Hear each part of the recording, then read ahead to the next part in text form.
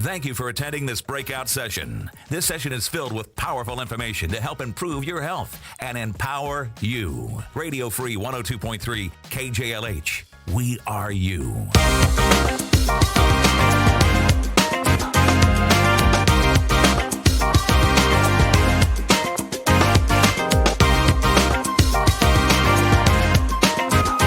What's happening, everybody, and welcome to a very special conversation on CBD and the Black community. It's our pleasure to join KJLH and the entire community here. My name is Rico Lamite, and I'm the CEO and founder of Cannavision, and this is my partner. I'm Fred Smith. I'm the COO of Cannavision, and welcome.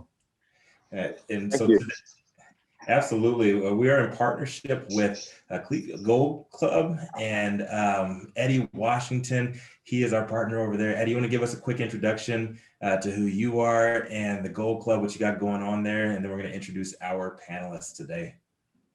Sure, yes. Thank you, Rico and Fred. I'm Eddie Washington, and I'm the operations manager of Califia Gold Club, and we sell premium wellness, immune support, and CBD products that promote a healthy lifestyle. And we also are consultants in the industry, helping entrepreneurs get investments, scale, helping them with their compliance and supply chain management.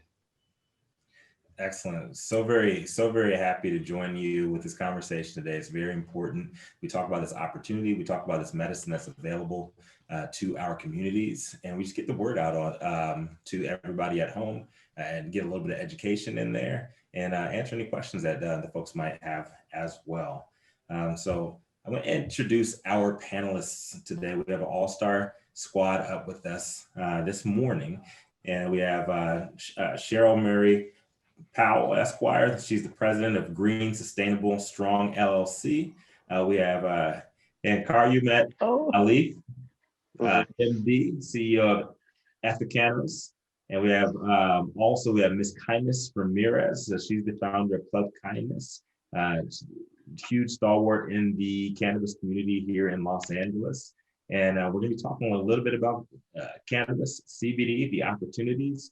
What is CBD and how we can benefit from it. If you all can just take a quick 1 minute intro, just tell us a little bit about your background, and we're going to get this conversation going. All right. So we can start with you, Calumet, because I messed up your name. So please. Oh, no worries. No worries. My mom would be angry at you, but I'm not. So my background relative to this space is that I have worked in natural medicine, drug development since I was in college. I went to Harvard undergrad and did organic medicinal chemistry as a major, and did medicinal chemistry research and looking at natural products associated with cancer and the progression and prevention of cancer, and went on to the cancer biology program, MD PhD program at Stanford, and also did research in anesthesia and intensive care, trained in anesthesia, and basically anesthesia, as little as most people know about it, you could really put in the context of psychotropic medicine as the one part of medicine where we work with psychotropic drugs full-time in real time with individual patients, not on kind of a population generic basis, but each individual person one at a time. When I left Stanford, I ended up doing some work with a startup company named Shaman Pharmaceuticals that sent me off to the rainforest to work with shamans and traditional healers in West Africa, East Africa, and the Amazon, and also Australia. So there's kind of a big mix of different approaches to medicine and different understandings of what constitutes science and what constitutes health. I love it. Love it. And could you please follow up with that, Cheryl? Yes. Hi. Good morning, everyone. Cheryl Murray Powell, Esquire. I'm a cannabis, agricultural, and dietary supplement attorney. I started out on the cannabis side. I'm focused on medical marijuana and slowly got into the hemp and CBD area of the space, and then picked up agriculture when I saw that there was a lot of work that could be done with our Black farmers, our indigenous farmers. The most recent area of my practice has to do with dietary supplements, and it's really in anticipation of the fact that that's where the industry is going, especially on the hemp and cannabinoid side. And I know the laws are changing. There's some great legislation as far as making CBD dietary supplement. In my career in the cannabis industry, I've been the Director of Federal Affairs for the Florida Department of Agriculture and Consumer Services. I've also been the Executive Director for the Black Farmers and Agriculturalists of Florida. I work internationally, so I'm licensed in Florida. However, I do work in the UK. I do novel food registrations for the UK and Europe for my clients. I've registered CBD products in Jamaica, multiple CBD products. I sit on the country of Jamaica's Bureau of Standards, where they evaluate how they're going to treat cannabis from a regulatory perspective. And I'm also in the ASTM D37 Cannabis Committee, which is an organization that focuses on building the standards that can be adopted by countries and states all around the world. So I lead their diversity, equity, and inclusion work group, and I also lead their global workshop work group. And finally, I have a number of cannabis businesses of my own. I am the Vice President of Business Development for Cannabisiac, which is an incubator, accelerator, learning hub for the cannabis industry, as well as Canna Headhunters, which is a staffing agency, and Canurban, which is my merchandising brand. You can visit on canurban.com. So really glad to be here today, especially to speak about health and wellness, and really narrowly focused on health and wellness of people of color, Black people, and specifically women. I love it. Love it. Appreciate you. And we're so very glad to have you with us as well. Thank you so much. And last but not least, Ms. Kindness Ramirez, please give us a little bit of your background. Good morning, everyone. My name is Ms. Kindness Ramirez, and yes, that really is my name, Ms. Kindness. I have to start with that. And I also have to thank KJLH for helping to contribute to my name, because that's where my dad got it from. So this is it's a very full circle experience for me to be here today, which is lovely. I am an educator. I like to say I've been a teacher for lifetimes, but in this space, it is my profession. Currently, I teach at LA Southwest Community College. And I am also the CEO and founder of Club Kindness. So we are a nonprofit organization, a membership association. We focus primarily on normalizing cannabis use in all of its forms through consumer education. I work a lot with the moms and the dads and those who are looking to find health and wellness through cannabis. Brought my pedagogy and education background to the space in 2013 after suffering a personal injury and having to then navigate the system, interface with doctors, also social services, and saw that there was a need for peer researched educational support and a tie to pedagogy. How do we reach the consumer? How do we teach them the applications of cannabis before we get into advocating for the plant, realizing its health equity options and its entire reparative abilities through this one plant. I also own a CBD company, EBK Apothecary. We are a small craft brand. We work again with that same community of those new to cannabis who are looking to enter and understand how the plant works in their body. And they typically have found us through our educational services of Club Kindness. So a couple of hundred members across the US that we work with. And through that network, we've connected with doctors, friendly healthcare providers, we call them, practitioners of all types, attorneys, like my friend Cheryl, and anyone who is willing to really help push the message of legalization and cannabis wellness forward. I work with parents mostly. So the way I reach them about CBD and how it can impact their wellness is by talking really simply. So I just wrote a children's book as well. It is the Root Family's Very Special Garden. In there's an appendix and a guide for how to talk to your children about cannabis. So what I really bring to the cannabis space, again, is that pedagogical practice. And how do we bring all of these complex topics that we're talking about and simplify them for the consumer? Really grateful to be here and a part of this discussion today. I'm sitting among some greats, so thank you all. Absolutely. It's a pleasure to have everybody on board with us today. Everybody has connected to the industry. Myself, I've been on the legal side now for about 5 years. Cannavision, Fred and I had a great idea to decentralize the media that was pushing out a lot of the Black stories, a lot of the brown stories, and just pretty much pushing forward a lot of the information that was already available, but not giving us what we needed to succeed as business people in this movement going forward. So the pleasure is absolutely ours to lead this conversation, and I can't wait.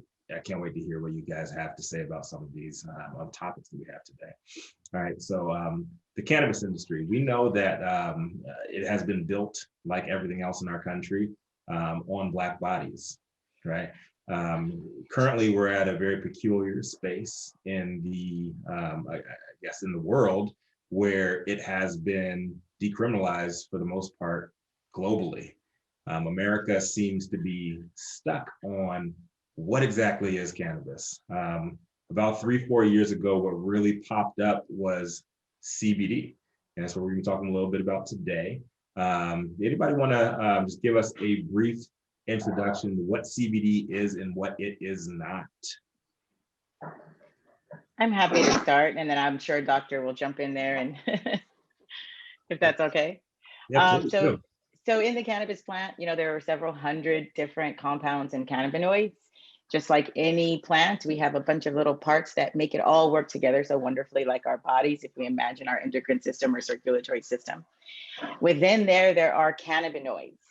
And that is one of them. That is cannabidiol. And that's what we're hearing a lot about, CBD.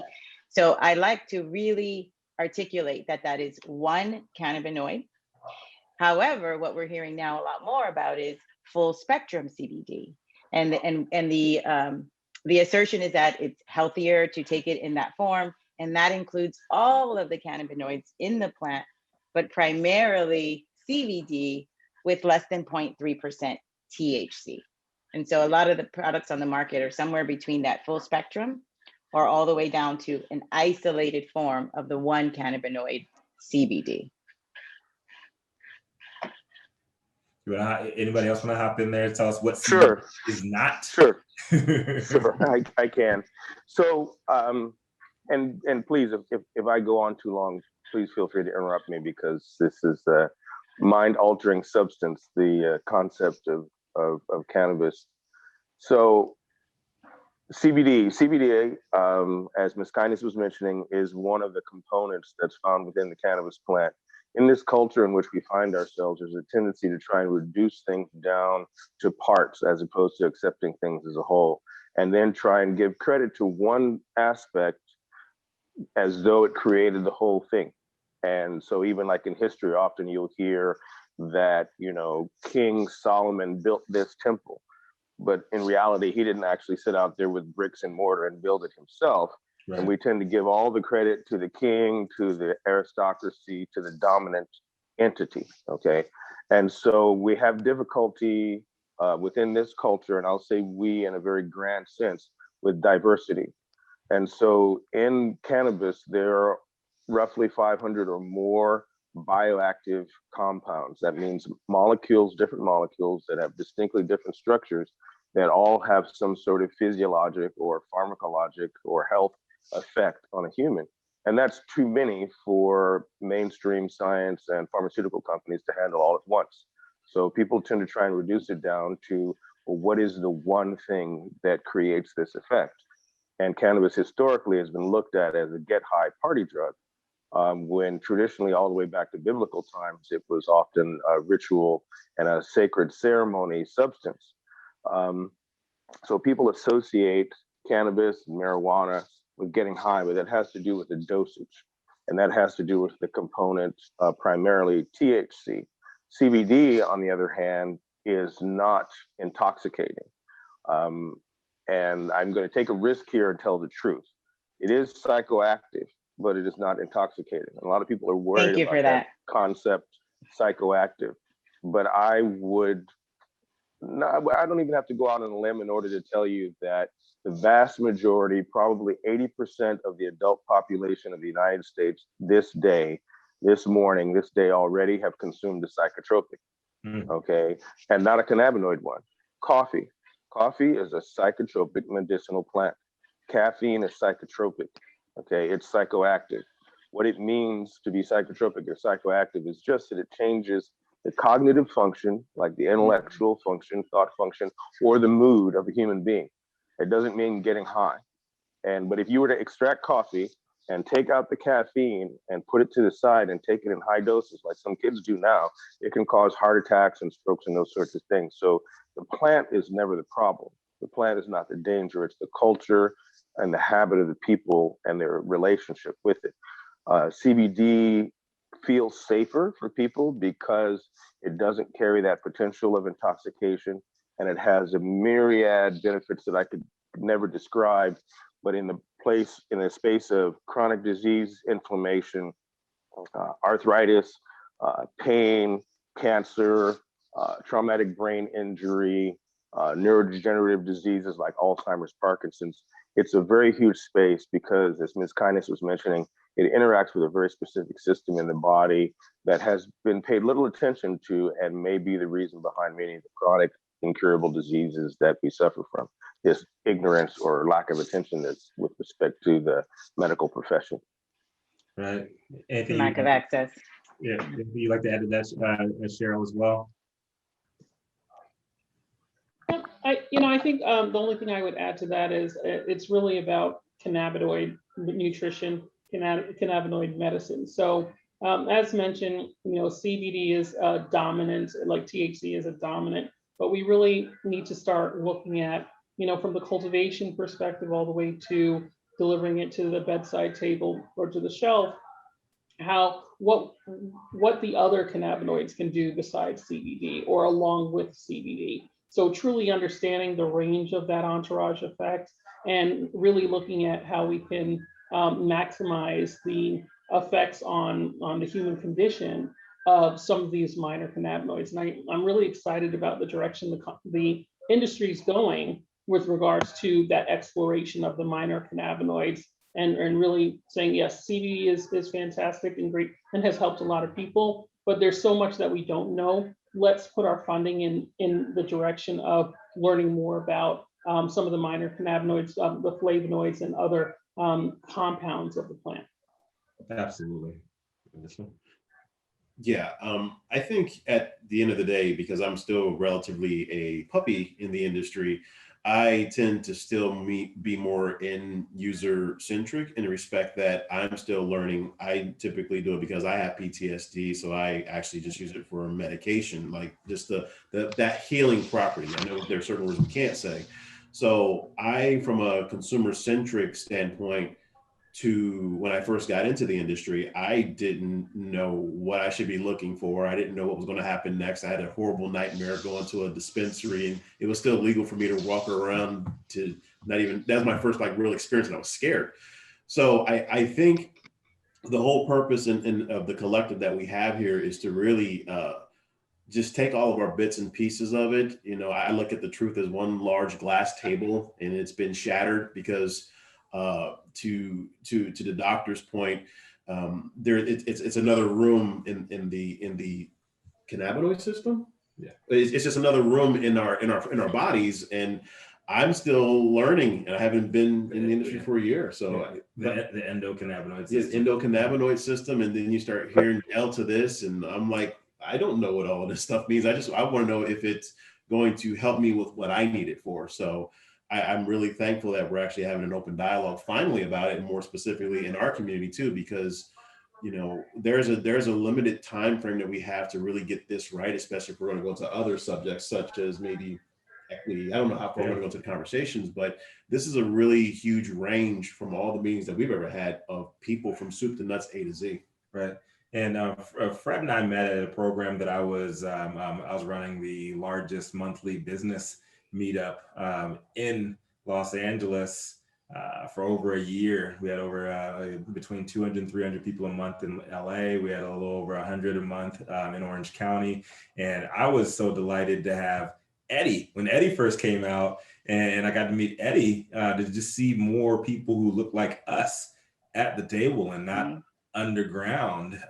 With my background, I went to Northwestern University, graduated with 2 degrees and opioid addiction, and from college football. And a lot of us just don't talk about our issues. They don't talk about our problems. And Fred, he speaks about his PTSD, and it's awesome because there's so many people that relate to us. And I was just so happy when Eddie came out to my business meetup, and I'm like, we need to work together. How can we support each other? How can we get more knowledge out there? And how can we get more Black and brown faces at the table so we can have conversations just like this? So I definitely appreciate everything you guys are saying. We're going to keep it a little high level today because we don't have too much time to go too deep on it. But why would you guys say that it is still such a taboo in our communities? You know, speaking, go ahead. I was just thinking about what Fred was saying, because you said, you know, consumer centric, and that's primarily, you know, the market space that I deal with, because I myself was that person who didn't formally use cannabis of any type, coming from, you know, a military background. My father was an officer, so it was on the same scale as all other really, you know, horrifying drugs for me growing up. And so having to learn to navigate that system was a challenge that I faced, even with, you know, the education that I have, being a master's degree educator, feeling like I know how to find information. It was difficult, and I was severely injured. And the only option that doctors could offer me in vitro while being pregnant were opioids. And that was just unacceptable to me. So much like, you know, you just said, Fred, I don't know what you're talking when you say Delta what? Like, I don't even know what you mean by non-psychoactive or intoxicating, which I'm so grateful for that nuanced language being used, because we need that. But the disconnect is it's that there are not a lot of out-facing credible resources for consumers to find. They're difficult to find. It's difficult for even Club Kindness, which is a nonprofit membership association, to advertise. I can't put ads in traditional spaces because of the language in my ads, because I'd have to actually explicitly say, we teach consumers how to use cannabis and navigate. And then as we go through this transition in California from 215 to 64, we had a ton of drastic changes. We went from, oh, you could just go get your medical card on the corner. I'm speaking specifically to California right now. And now, no, you have to go through this process, and here's a state card process. And oh no, now it's just recreational, anybody can use it. So it's just a ton of misinformation and advertising and corporate capitalism running that narrative. And so it's difficult, especially within our communities, to find credible resources. And then how do you then, you know, how do you assess what you can trust when you're hearing that hemp and cannabis or hemp and marijuana are two different plants, and, you know, smoke the indica and you'll be in the couch? I mean, these slogans that are just rooted in absolutely zero truth.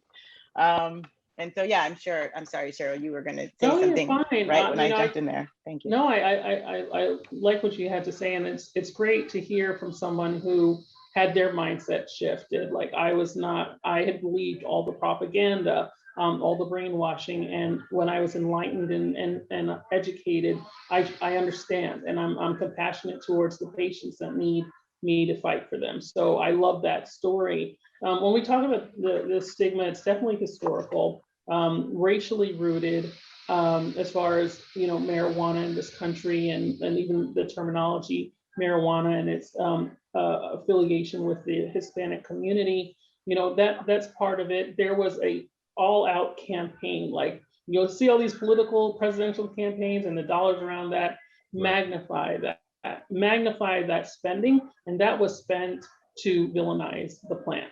So we're reversing, you know, 80 years of brainwashing in this country, which is why the stigma still remains. You know, most people think that cannabis in Jamaica, I'm Jamaican, so cannabis in Jamaica has been legal, always been legal. It just became legal in 2015. And, you know, the Rastafarian community endured a great amount of persecution in Jamaica, where they were beaten in the streets, where they had to travel in the gullies, because if they were traveling on regular roads, people would try to cut their hair because of their use of cannabis as a sacrament and because of their beliefs. So we've come a long way with regards to that. You know, with just taking into consideration, you know, professional stigma, that's a big part of it as well. I'm a registered medical patient. Why? Because not that I couldn't source cannabis however I wanted to, but because me being a patient, me being able to speak to people, auditoriums, and say, I'm a cannabis patient and I'm a lawyer I'm very capable, I'm known internationally for my work, that allows other people to come out of the cannabis closet and not be worried about being stigmatized in their professions. Because your profession is your livelihood. So that has a lot to do with it as well. And I like to spend a lot of time interviewing and talking to old school cannabis activists. And, you know, it came to the point where it's like, we're the Black activists. We're the Black activists from, you know, 30 years ago, 25 years ago, few and far between. Can't really find them. Why? Because they were incarcerated or they were afraid of losing their children. Right. You know, or there's too much at risk for them to be the activists because they would be targeted. I don't know if you guys have seen the United States versus Billie Holiday. That documentary is phenomenal, but that documentary is our cannabis legalization stigma history as well, because it shows, you know, we talk about, you know, it was stigmatized because of Anslinger and the DuPonts and their campaign, but you can actually see the demonstration of how they would attack people who were using, you know, whether it's heroin or whether it's marijuana, and using that to cloak their racism. So there was like an all-out war. We talk about the war on the drugs, on drugs. It's a war on people of color, and specifically those people who are able to make their living in alternative ways, like being musicians. They were attacked as well. So we can't find the old school, you know, marijuana activist who's a person of color as often as you can find the mainstream white activists from decades ago. And the reason is because they were afraid they would lose their children, their livelihood, and or their freedom being incarcerated. So now that we start to see legalization, we need to make sure it's done in a way that'll facilitate people to be open and honest about their use, have accessibility to the plant, like you said, with regards to, you know, people with opioid addiction being able to use the plant for as part of their recovery. So the stigma still remains, but we've come a long way, and part of that is not losing sight of the law changes that need to take place to keep it accessible, to eliminate the stigma, to make it a part of our lifestyles and allow people to get their best possible medicine that they can access, whether it's through a physician or in a market where it's adult use / recreational, where like California, where a lot of the adult use is medicinal, but I want to remain anonymous. I don't want to be on a register. Right. So And those give activities affect the stigma. You give up a lot of your rights too, and that's what a lot of people don't understand. I remember when the law first came out here in California, there's a huge hubbub about the Republicans saying, yes, we're going to legalize cannabis for you, but you can't buy a firearm now. Right. like little stuff like that. And 2A, yeah, and it's meant to gaslight us and to get our eyes off of the prize and to argue about this little shiny object rather than the larger conversation at hand. With that being said, I dipped into the CBD world about 3.5 years ago because I was invited to speak at this thing called the CBD Expo, and I had no idea what CBD was. I've been going to sessions, I've been going to like all different kinds of underground events, and then I go to the CBD Expo here in Anaheim, and there's no Black people there except for me and my business partner at the time. I saw a bunch of white folks, and they were in CBD lotion, the CBD, you can cook with it. And I'm like, you're rubbing weed on your arm. I just couldn't believe like all these people have destigmatized it in their minds simply because it wasn't called cannabis. It wasn't called marijuana. It wasn't called hemp, or it was called. You're speaking to this continued whitewashing of everything in America. At the beginning of the conversation, Rico, you said 95%, right, of the world has decriminalized cannabis. Why Yes. haven't we? I mean, the succinct answer to that is racism. Right. And that's why. Yeah. So everybody was worried about a lot of political issues last year, rightfully so. We were stuck at home. George Floyd was murdered, and then you have this huge movement with Black Lives Matter, and whether you're on one side or the other, I was screaming at the top of my lungs. The World Health Organization and the United Nations are about to deschedule. They're about to make this legal globally, and we're taking our eyes off the prize with this huge economic opportunity. Can we talk a little bit about that opportunity? How legal is CBD alone? Taking out the THC side of the plant. Now we won't get it. That's a whole nother conversation we can have as to why everything isn't legal at once. But how legal is CBD in America right now? Go ahead. I just wanted to jump in for a second because you mentioned how specifically you said how legal is CBD alone. Okay, and so it's important to recognize, as I was mentioning before, with a medicinal plant, when you extract it and isolate the different compounds like CBD, that changes the entire regulatory context. So if you have CBD alone, literally alone, meaning just pure CBD and no other part of the cannabis plant, that's a drug. Okay, that's a pharmaceutical drug. It's no longer cannabis. It's no longer under the natural supplement space or whatever. And that creates something completely different. The regulatory space for that is different than for CBD, that would be present in, say, a hemp extract or CBD oil. And see, I would like to jump in right there because even from a consumer standpoint still, I had no reality that I could even go to our local organic market and grab that hemp protein drink. I thought I would pop positive. I'm the kind of guy I thought, hey, even if I'm eating sesame seeds off of a bun, I might pop positive. You know, that's how scared, at least I know from my viewpoint was. I mean, I was almost scared of lightning bugs just trying to walk into this thing to kind of go, okay, it's too many definitions. But the other problem that I'm seeing as the end user is there's not accurate marketing or distribution of the truth. And all the knowledge bearers are still caught up in what I call the fog of war as a former Marine, where I don't know what's left or right. So I don't want to pivot too much, but I would just want to just express from a consumer standpoint, I think I'm not the only one just being a puppy in the game. I think the confusion is intentional. Well, I agree. I would like to hear, Cheryl, that specific answer to the law, but I want to address what Fred said about the consumer reach. That's why it's so important that we have these conversations and these connecting conversations, right? Because, you know, someone like myself working in a community college district is working to bring cannabis education to that space, right? And I have to work with people like Cheryl to make sure that the information we're disseminating is correct and legal. And so I just wanted to speak to that's why it's so important, Fred, so that people like you and I who are coming into this space trying to navigate have reputable access to reputable information that we can trust. And before we jump on Cheryl, you have another level there is the nomenclature, right? The actual words we're using, we're using these BS terms as we put out this quote unquote good information, you know, like what exactly is a strain? Everything is a hybrid at this point. Why are we even using these words? It's plant chemistry. It's not even strains. It's plant exactly. Yeah, cultivars. Why are we using bad language? Because the law tells us to use the reason bad. you're using bad language is because of eugenics.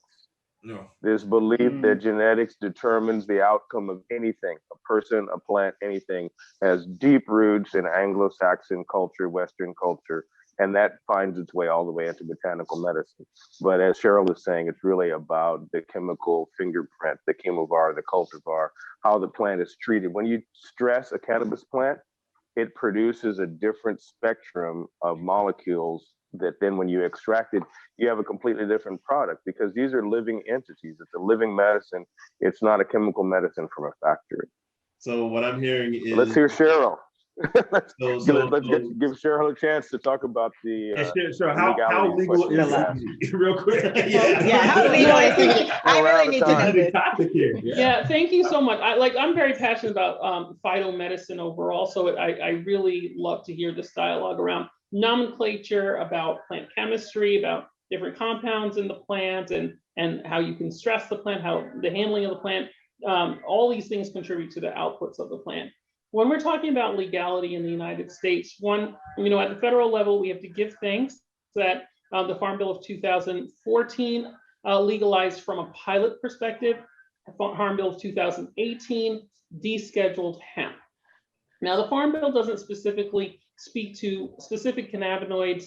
There is the assumption, and I believe in this assertion, that the naturally occurring products of the plant are also therefore legal and lawful. I mean, you don't say carrots are legal, but carrot juice isn't. So that's how we as an industry interpret the legality from a federal perspective.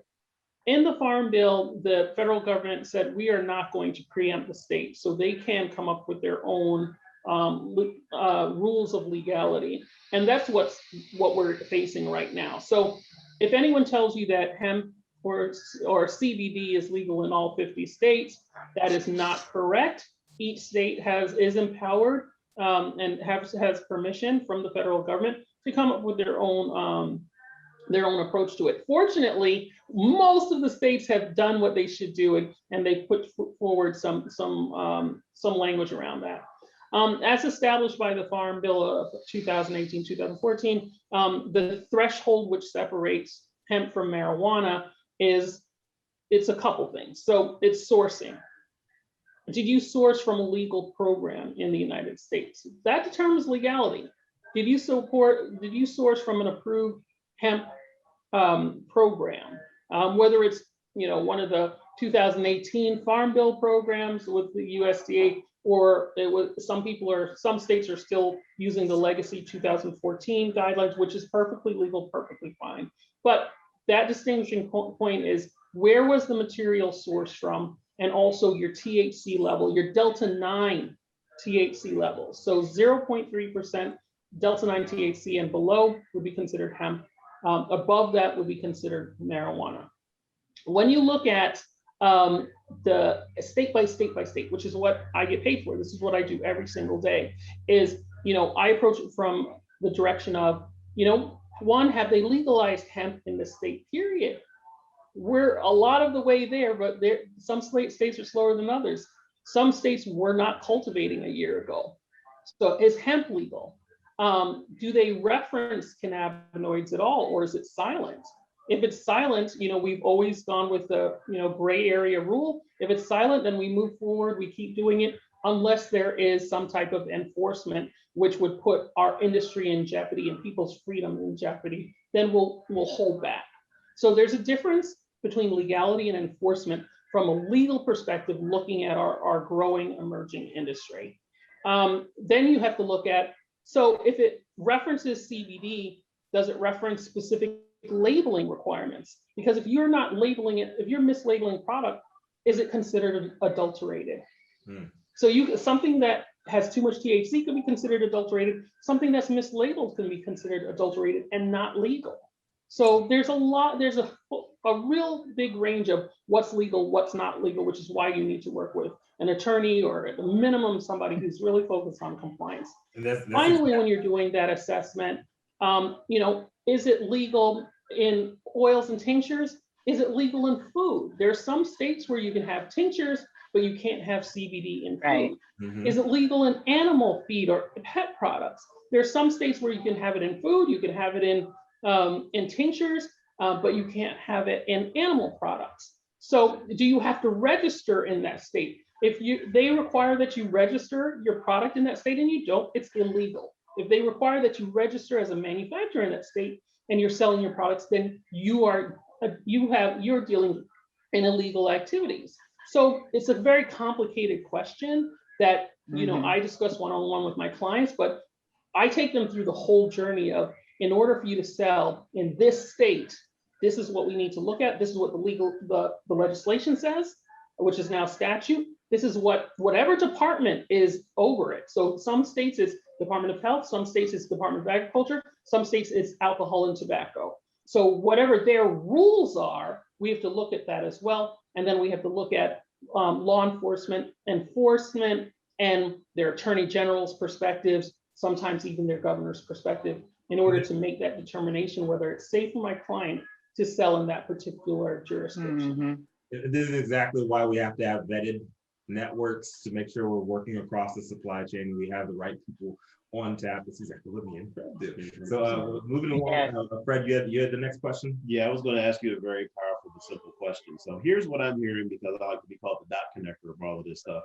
I heard eugenics, I heard racism, I heard emerging markets, and I also heard linguistic issues. So what I'd like everybody to do is to go around the room, just to be fair and mindful of everybody's true intentions on being on this panel.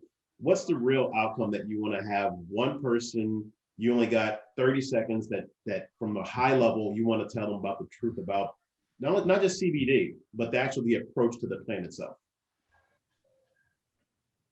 I would like to jump in and say that I want the people to know and understand that CBD is really medicine. And unfortunately, the government classified it originally, threw it in as a Schedule I drug. And that was unfortunate because a lot of people could have gotten over their ailments and illnesses if they had education about CBD and the benefits of it. So that's what I would like everybody to know, that CBD is really medicine. Love it. Kari, Matt? I would really like people, primarily women and women of color, to know and learn very quickly that this plant is the mother, right? This is how I reference her, and that she embodies everything that we need for reparations in our lives. And that is from a physiological perspective, a biological perspective, a spiritual perspective, an economical perspective, a physical perspective. This is something that it's your right, that it is a part of your history. It is something you should be using daily in some form and developing a relationship with. And I'd also want to encourage people to do research. I mean, this conversation keeps leading back to access to credible sources. And that typically starts with self. You know, I get my light right from the source. So asking questions of self and your own bias and what you know and don't know, and you don't know what you don't know, so ask, but recognize this plant as the absolute agent toward impactful earthly change. And quick, before we go on to the next person, I'd add to that, ask multiple people. There's enough experts in this field that there is plenty of BS out there too. So if you stick with one person's information, one person's advice, ask two more. We're not beyond the realm of getting a second helping or a second opinion. And we keep learning. My language keeps changing. There's new information comes out all the time. Kari, Matt, and then we're gonna end with Cheryl, and then we're gonna have our closing question after that. Sure. So let me just say that I believe most people would agree that life at present is a stressful experience for most people. The endocannabinoid system, which is the part of the body that is stimulated by CBD and other cannabinoids, other compounds that are within the cannabis plant, beneficially stimulated, helps us to manage stress in our lives. And stress, when you continually stress a human being, you create a lot of chronic problems. Stress is related to depression, anxiety, violent behavior, cognitive performance decline, job performance decline, sexual performance decline, relationship conflicts. There are lots of problems along that line, and the ability to self-manage and to balance the reality of our world and the stresses upon us, and to optimally manage those.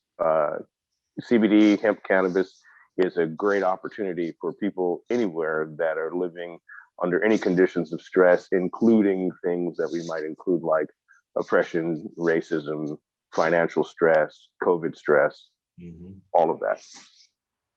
And Cheryl, rounding this out. Yeah, I'm going to pick up on Ms. Kindness' point about credible access to credible sources. That's really the ultimate goal for me, is making sure that everyone who can benefit from cannabinoid medicine, cannabinoid nutrition, has access, cannabinoid nutrition and hemp structures, hemp in their environment as a sustainable material, has access to those things. In creating that world, that environment, ensuring that there's diversity throughout our industry, not just hovering in the consumer base, but from the consumer base all the way to the leadership, or what, as I like to say, diversity from the top down. So diversifying our boards, diversifying our leadership teams, making sure that in developing legislation, that there aren't any overly burdensome conditions. There aren't bonds that don't need to be in place. There aren't excessive fees for participation, so that this can really truly be a free market and open to everyone to participate, and everyone with good intentions to participate. So starting with health and safety first, consumer safety, but really looking at how we build this industry with everyone included. And I think the first step in that direction is the passing of the MORE Act at the federal level, and also the passing of HR 841, which is the Hemp and Hemp-Derived CBD Consumer Protection and Market Facilitation Act, which will make CBD and cannabinoids overall a dietary supplement, so that we'll get the respect that we deserve from the FDA, and it'll be regulated accordingly. No, absolutely. Definitely appreciate all of your words on that. And as we finish off our conversation, I'd like to say that this is the KJLH annual Women's Health Expo. All right, so this is all about health, and we're talking about CBD. There's an immense opportunity here that I see, and I'm so very happy to be with all of you in the room today. So our final question in connection with CBD, Fred and I try to steer a lot of our clients in emerging markets away from the strictly THC conversation, because they're not prepared financially to deal with a lot of the barriers. They're not prepared emotionally to deal with a lot of the community aspects that are tied to that, and the politics. They're not connected to the right politicians. So we tried to talk them into a brand building exercise on the CBD side first. How important is it to really get engaged with this CBD opportunity as it is currently where we are in cannabis legislation? And we can start with the business owner himself, who's doing this exactly right now. Eddie, what's your answer to that? Yeah, I think it's very important what you guys are doing on focusing on trying to bring more people into the CBD side of the industry.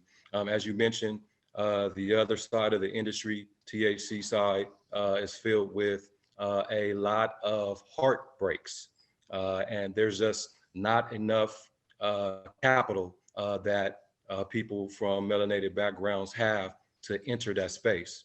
And with that said, CBD, I think, offers a greater opportunity for melanated people to participate in this industry and make a difference. And I also believe that the CBD market is larger overall than the THC market, because it really is more focused on health and wellness and also immune support. CBD does not get enough credit for what it does to your immune support system. And with everything that we're going through right now, I think immune support is key. And I think strengthening the immune support will remain a mainstay even after we're done with, COVID 2.0. There will be something else that will come out in the future. It won't be called COVID, it'll be something different. The most important thing is to have a healthy, strong immune support system, and CBD can support that. Love it. Cheryl? Yeah, I love that question. Most of my clients do tend to be on the hemp and CBD side of things, but I don't know if I would go as far as to say the steering away, and I'll tell you why. One, we still need people who are hungry to get into the THC side of the business, because they're the ones who are going to change the laws so that our children can participate. You know, they often say that the end of prohibition of cannabis is like the end of prohibition of alcohol. When alcohol was made legal, women weren't able to participate, get licenses. Hispanic people, Black people, definitely not the LGBTQ community. So, you know, if we let this first phase go and we haven't really pushed for our equity provisions, we'll be looking like decades and decades, sometimes maybe even centuries from now, because we're like about a century from the end of alcohol prohibition, where the industry still looks like mainstream, non-diverse. We cannot let this time go. We can't do it. We can't afford to do it. Yes, from a monetization standpoint, there is opportunity in the hemp and CBD space. It's easier to enter. As a cultivator, licenses range from $0 to maybe a couple thousand at the most, whereas you're in the millions when you're talking about the THC side. But we still need to be very forceful and ensure that every state has equity provisions in their THC legislation. We need to still have that hunger to participate in that part of the industry. But with that said, I agree. I steer some of my clients into the ancillary areas. As an attorney, I am a hemp cultivator, but you know, as an attorney, I'm an ancillary position, and we need to educate people about the ancillary opportunities. Physicians are ancillary, accountants are ancillary, packaging, marketing, education, all that, right? All that stuff. Yeah. Yep. So yes, we see that you guys try to keep us out, and we're going to still make money anyways in the more easily approachable areas. But we're not going to stop insisting that you open up the market to us. It is a mandate. We need equity in every single state. Bottom line talk, non-negotiable, and that's really how I look at, you know, where we advise clients to go. But with that, someone's going to have to fund the lobbyists. Someone's going to have to fund the people who are working with the legislation, or even drafting legislation and handing to our legislators. So we need to make sure that we're willing to invest with the same type of passion that we're willing to take the cream off the top and make money. My last comment on that is, when you're looking at the THC side or the hemp and CBD side, just because your market doesn't provide the opportunity, we live in a world that is a lot smaller. Look at opportunities in other countries, look at opportunities in other states, because that's what other people are doing. So yes, the low-hanging fruit is getting involved with the cannabinoid industry, and it's still not easy. However, there may be a jurisdiction. A lot of people look to Illinois, a lot of people look to Maryland, and a lot of people look to Cali, where you can get involved. It's outside of your home state. You can learn a lot, and then when you stack your chips, you come back into your market and demand an equitable solution so that everyone can participate. Love it, loving. And yes. It's just a huge space. This is a huge space. And so I encourage people to be as self-sufficient as possible. Both my parents grew up in the Depression, and they had a very strong self-sufficiency orientation that they passed on to my brother and I. I believe that people should not expect people and corporations that do not love them, quite obviously openly love them, to take care of them.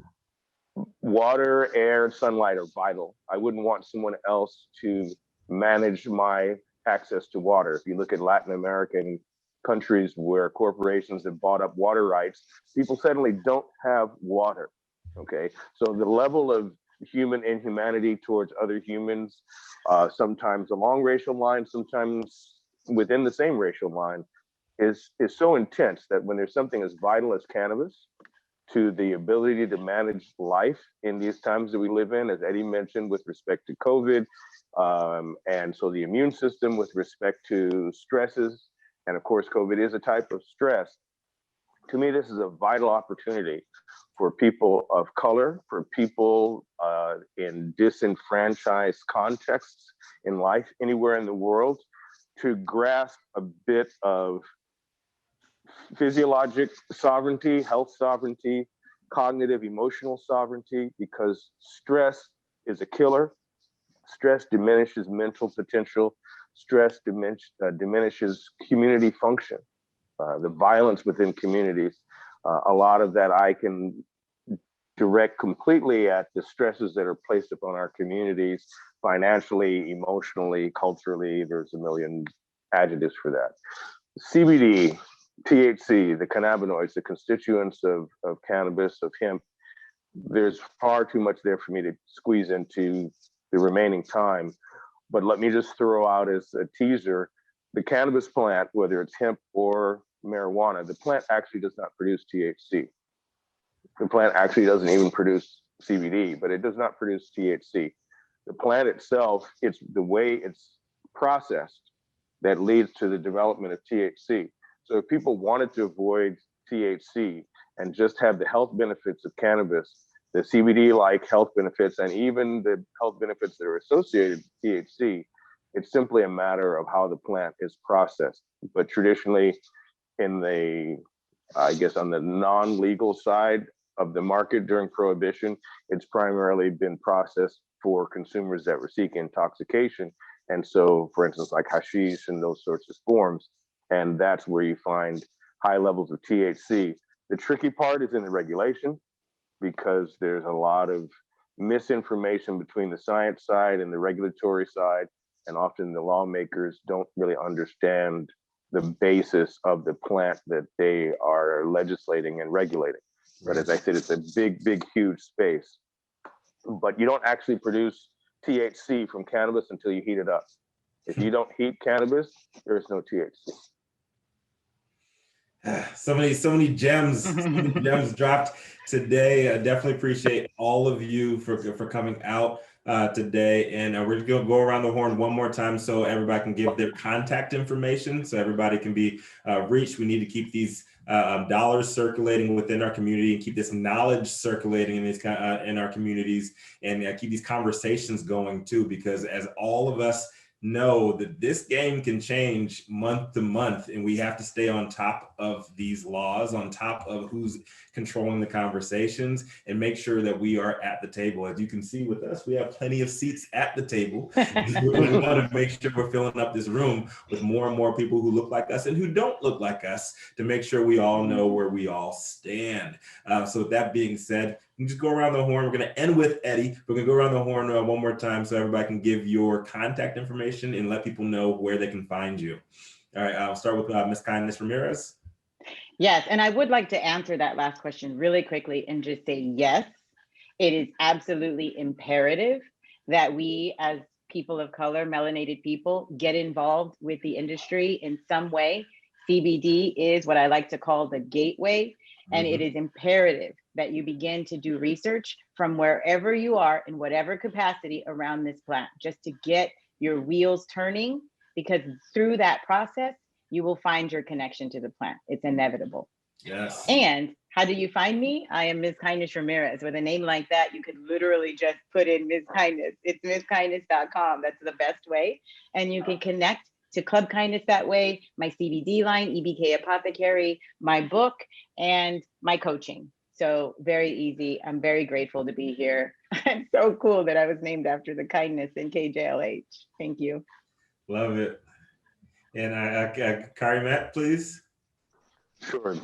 Likely the easiest way to contact me is through LinkedIn. I'm fairly active on that professional social networking platform, and just my name, which I imagine will be included in the text along with this podcast, so people don't have to figure out how to spell it. But Karimet Alif. You're on mute, sister. Thank you. Sorry, I had difficulty unmuting, but this is such a great session. You can stay in touch with me you can go on cannabisiac.com. You can actually get free cannabis news stories from around the world through our app. You can to access our app, just go to community.cannabisiac.com. So community.cannabisiac.com. And that app is operated by Mighty Networks, and I'm on there quite a lot. So you can interact with me directly there. I'm also on LinkedIn. I'm on Facebook. Feel free to reach out that way. Or if you want a direct contact, you can email me at SMP, like for Cheryl Murray Powell, SMP Esquire, all spelled out, at outlook.com. So I'd love to hear from you guys. I definitely want to see you on the app because I post stories on there around the clock about what's happening in the cannabis business side all around the world. Thank you. We'll definitely be checking that out. Definitely appreciate that. And finally, the man, the myth, the legend himself, our co-sponsor, Mr. Eddie Washington of Califia Gold. Bring us on, brother. Where can we find you and check out some of your great products too? Thanks, my brother. You can find us at CalifiaGoldClub.com. Also on Facebook and Instagram at Califia Gold. You can find us on LinkedIn, Califia Gold. And then my personal email is ewash@CalifiaGold.com. I'm also, now that the community is starting to open back up, we are out and back into the community, going right to where the people are, doing CBD education sessions whenever we can. So look for us in the community as well. Absolutely love it. And so as we close out today, we'd like to let everybody know at home, cannabis is medicine. Cannabis is medicine. This is a communal plant, and it brings people together from the most opposite ends of this earth, of this planet. We need to learn more about the endocannabinoid system, because the reason why that this is such a magical plant is because our bodies are built to accept it. Our bodies are built to use this plant in one way or the other, and we really think it's important that everybody educates themselves with this opportunity, whether it's on the CBD side, the THC side, or if you're just looking into industrial hemp. Those opportunities are available all around the world, and we cannot afford to continue having these conversations and lagging when it comes to coming up on the economic side. So action.